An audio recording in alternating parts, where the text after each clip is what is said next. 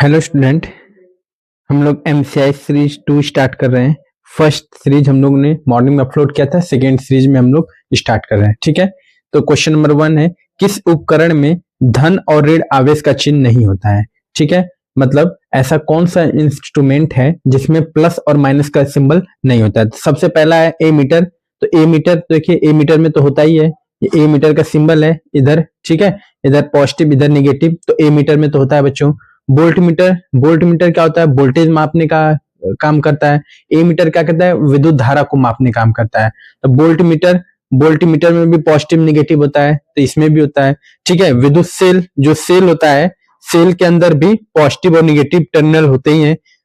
एक है option C कुंडली, कुंडली में नहीं होता है। ठीक है, कुंडली में, जैसे कुंडली कैसी होती है, ऐसे स्प्रिंग टाइप की स्ट्रक्चर की होती है। ठीक है, इसमें कोई भी प्लस माइनस का सिंबल नहीं होता है। तो इस क्वेश्चन का कौन सा आंसर करेक्ट है, ऑप्शन नंबर सी। तो यहां से हमको और भी क्वेश्चन मिल गए कि निम्नलिखित उपकरण में प्लस और माइनस आवेश, प्लस और माइनस चिन्ह किसमें होता है। तो ए मीटर में होता है, वोल्ट मीटर में होता है, विद्युत सेल में होता है, बट कुंडली में नहीं होता है। तो करेक्ट आंसर कौन है बच्चों, सी। क्या चीज, कुंडली। ठीक है, अब हम लोग नेक्स्ट क्वेश्चन को सॉल्व करते हैं। सेकेंड क्वेश्चन देखते हैं, सूक्ष्मदर्शी में किसका उपयोग होता है। सूक्ष्मदर्शी क्या होता है बच्चों, माइक्रोस्कोप। सूक्ष्मदर्शी को हम लोग क्या कहते हैं, माइक्रोस्कोप। माइक्रोस्कोप का हम लोग यूज वहां कहते हैं, माइक्रोस्कोप, माइक्रोस्कोप का हम लोग यूज वहां करते हैं जहां पे हम लोग को बहुत छोटे छोटे कण देखने हो। जैसे मान लीजिए, जैसे दही है, दूध है, तो दही में जो कुछ कीड़े ऐसे होते हैं जो हमारे शरीर के लिए लाभदायक भी होते हैं। ठीक है, कुछ ऐसे कीड़े हैं जो हमारे शरीर के लिए लाभदायक होते हैं। अगर आप उसे नग्न आंखों से नहीं देख सकते, मतलब ऐसे खुली आंखों से नहीं देख सकते, जिसके लिए हमें सूक्ष्मदर्शी का प्रयोग करना पड़ता है। ठीक है, सूक्ष्मदर्शी क्या करता है कि उसके उसके जो जो जिस चीज को हम देख रहे हैं उसके साइज को क्या कर देता है, बड़ा कर देता है। तो सरल सूक्ष्मदर्शी में किसका उपयोग होता है, किस लेंस का। तो हमारा इसका आंसर करेक्ट कौन सा बच्चों, उत्तल लेंस का। उत्तल लेंस क्या करता है कि उसको थोड़ा सा बड़ा कर देता है, जिससे हमको क्लियर चीज दिखने लगती है। तो छोटी चीज को बड़ा कौन सा लेंस कर रहा है, उत्तल लेंस। तो सरल सूक्ष्मदर्शी में किसका उपयोग होता है, उत्तल लेंस का। ठीक है, अब हम लोग नेक्स्ट क्वेश्चन करते हैं, क्वेश्चन नंबर 3। इन सभी क्वेश्चन को बच्चों आप लोग बहुत अच्छे से देखिएगा, ये प्रीवियस ईयर में आए हुए क्वेश्चन है, वेरी वेरी इंपॉर्टेंट क्वेश्चन है। ठीक है, इसमें से बहुत सारे क्वेश्चन आपके इसमें 2026 के एग्जाम में रिपीट कर सकते हैं, इसलिए बहुत अच्छे से देखिएगा। Next question, question number 3। Next question, question number 3 देखते हैं। क्वेश्चन नंबर 3 क्या है बच्चों, डेंगू उत्पन्न करने वाले मच्छर किस तरह के जल में पाए जाते हैं। ठीक है, तो डेंगू जो मच्छर होता है, देखिए दो रोग होते हैं बहुत बड़े बड़े। जैसे एक डेंगू होता है, एक मलेरिया होता है। तो मलेरिया उस मच्छर के काटने से होता है जो गंदे पानी में रहते हैं। जैसे मान लीजिए जल है, ठीक है, ये मैंने जल बना दिया इसको। मान लीजिए कोई तालाब है जहां पे बहुत साफ पानी है, क्या है, साफ जल। तो साफ जल में कौन से मच्छर रहेंगे, साफ जल में। तो इसमें जो रहने वाले मच्छर हैं, उनके काटने से आपको कौन सा रोग होगा बच्चों, डेंगू रोग। कौन सा रोग होगा, डेंगू रोग होगा। साफ जल वाले मच्छर के काटने, साफ जल में रहने वाले मच्छर, ठीक है, साफ जल में रहने वाले मच्छर के काटने से कौन सा रोग होता है बच्चों, डेंगू होता है। लेकिन इसी तरीके से मान लीजिए यहाँ पे जल है, इकट्ठा है, बहुत पुराना जल है, मतलब साफ जल नहीं है, साफ जल नहीं है, मतलब गंदा पानी है एक तरीके से। कैसा जल इकट्ठा है, गंदा पानी इकट्ठा है। तो गंदा पानी है, ये कैसा है बच्चों, गंदा जल। तो गंदा जल में कौन सा मच्छर होगा, मलेरिया होगा। कौन सा रोग होता है बच्चों, मलेरिया होता है। तो इस चीज को नोट कर लिएगा, बहुत इंपॉर्टेंट दोनों ही क्वेश्चन। कौन सा है, मलेरिया। ठीक है, तो यहाँ पे मैं नोट भी कर देता हूं, आप सभी लोग नोट में लिख लीजिएगा कि गंदा जल में रहने वाले मच्छर से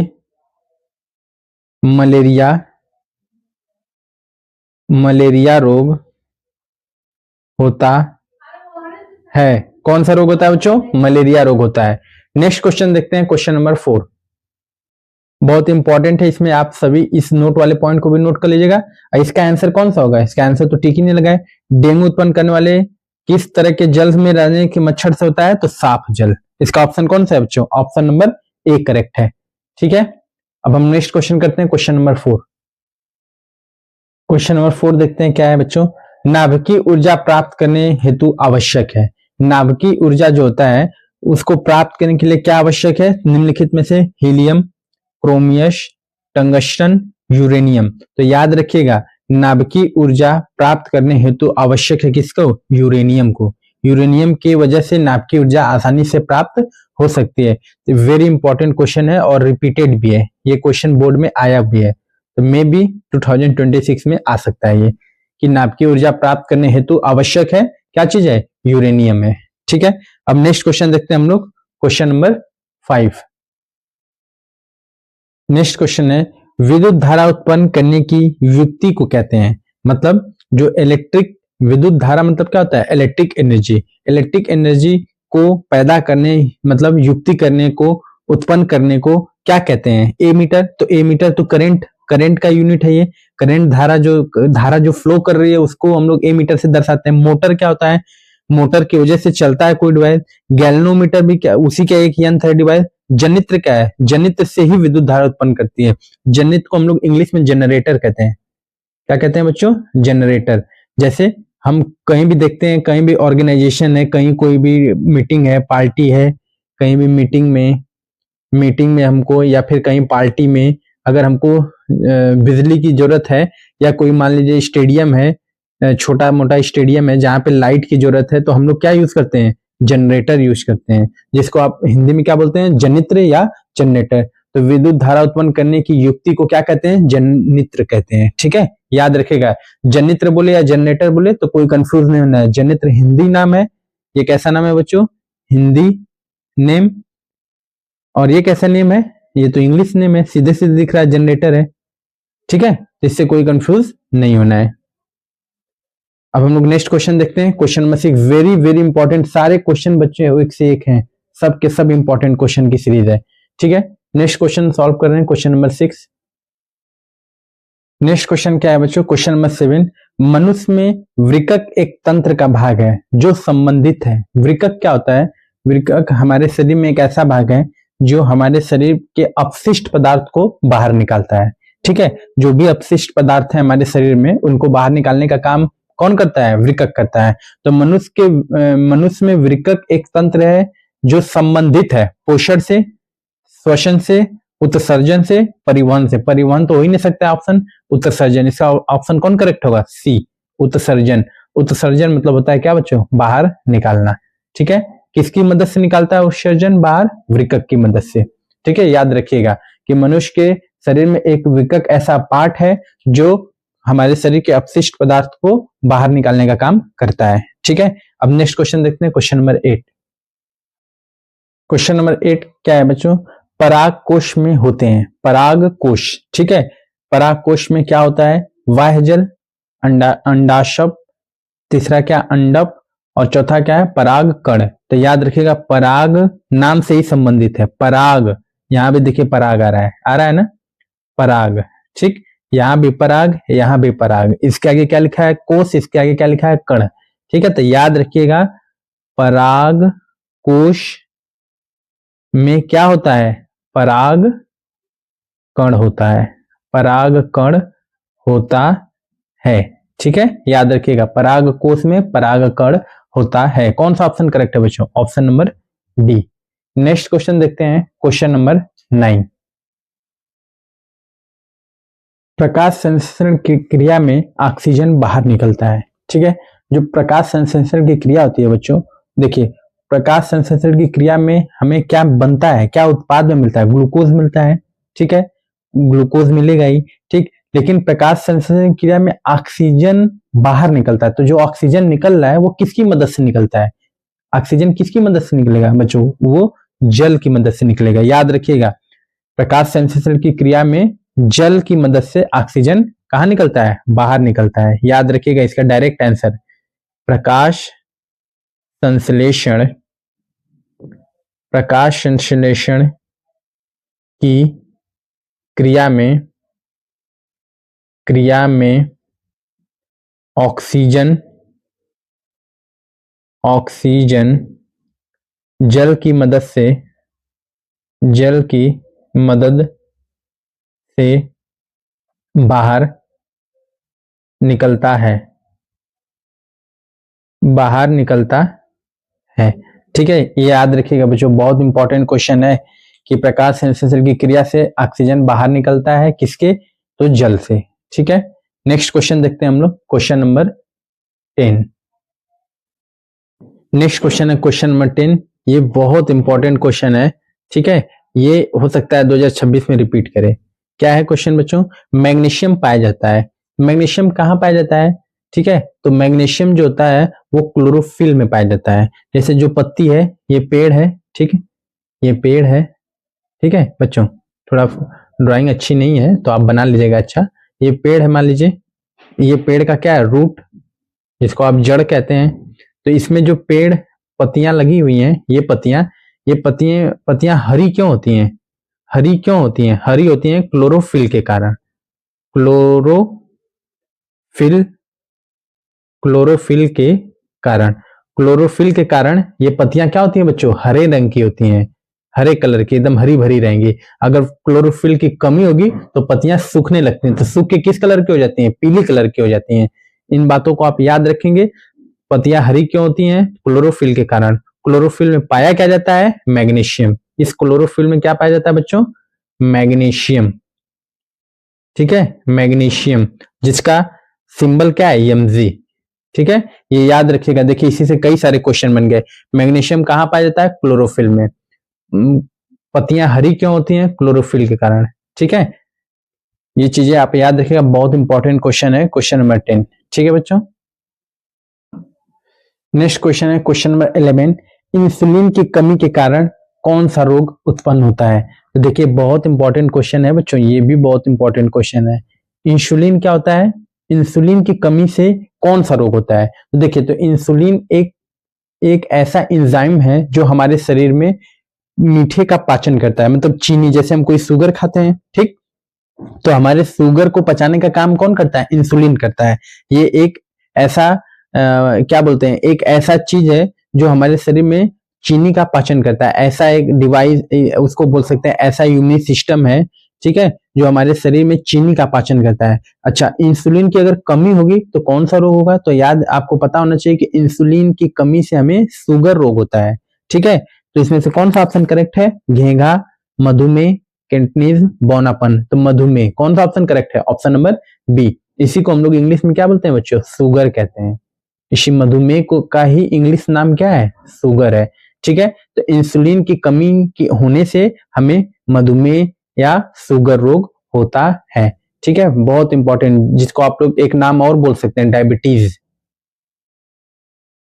डायबिटीज भी कहते हैं कि जिनको शुगर हो गया उनको डायबिटीज है कि नहीं।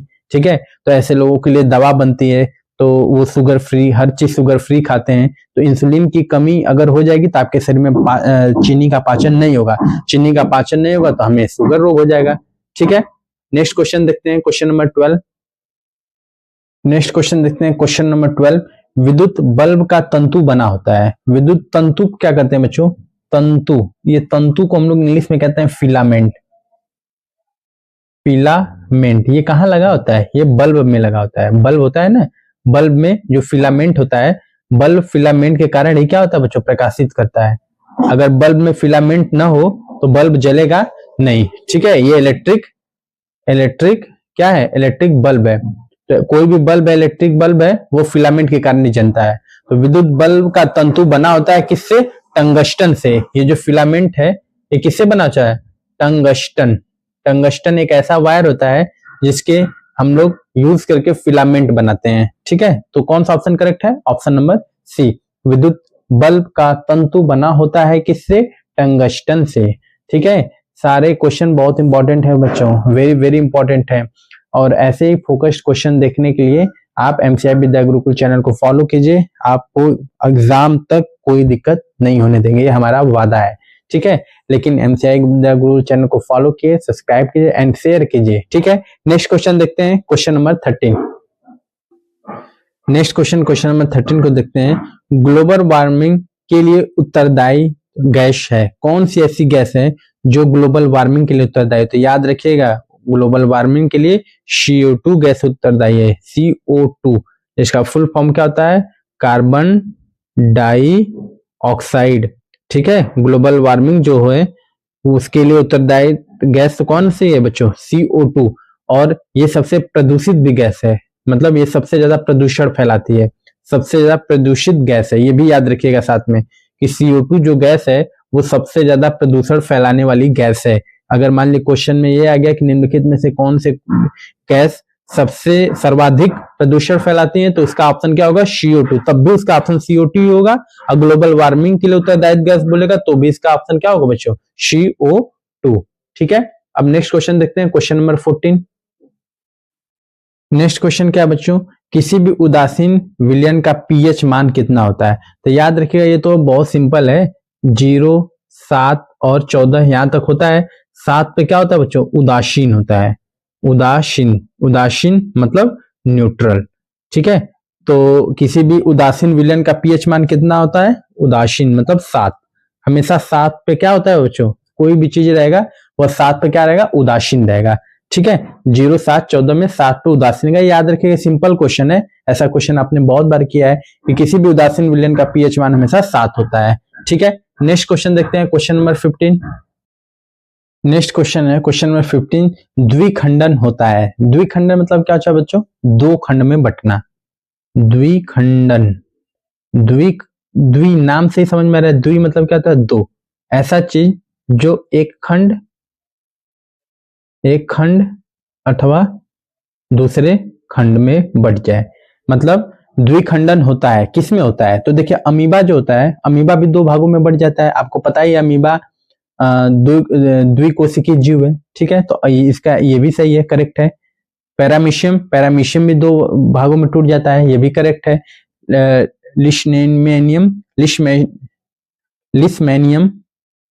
ठीक है, सॉरी लिशमेनिया भी क्या होता है? यह भी दो भागों में क्या हो जाता है? बढ़ जाता है। तो देखिए अमीबा भी होता है, पैरामीशियम भी होता है, लिशमेनिया भी होता है। तो कौन सा ऑप्शन करेक्ट होगा? ऑप्शन नंबर डी, इनमें से सभी। कौन सा ऑप्शन करेक्ट है? Option number D. ठीक है, ये बहुत ही इंपॉर्टेंट क्वेश्चन की सीरीज थी बच्चों, very very very important question, very very very most important question की सीरीज थी। ठीक है, अब नेक्स्ट वीडियो कल सुबह 6:30 बजे अपलोड होगा। ठीक है, साइंस का। ठीक है, तो आप सभी बच्चे इसको ध्यान से देख लीजिएगा, इस सीरीज को, बहुत ही इंपॉर्टेंट सीरीज चल रही है। ये वीडियो जो है 6 बजे आज शाम को अपलोड हो रहा है। फिर 7 बजे आपका मैथमेटिक्स का, ठीक है, पृष्ठीय क्षेत्रफल और आयतन से संबंधित क्वेश्चन की सीरीज अपलोड होगी। ठीक है, सभी बच्चे उसे अच्छे से देख लीजिएगा। Thank you so much. और साथ में ही एमसीआई विद्या गुरुकुल चैनल को लाइक करें, सब्सक्राइब करें एंड शेयर करें। ओके बच्चों, all the best for your exam everyone. Thank you so much.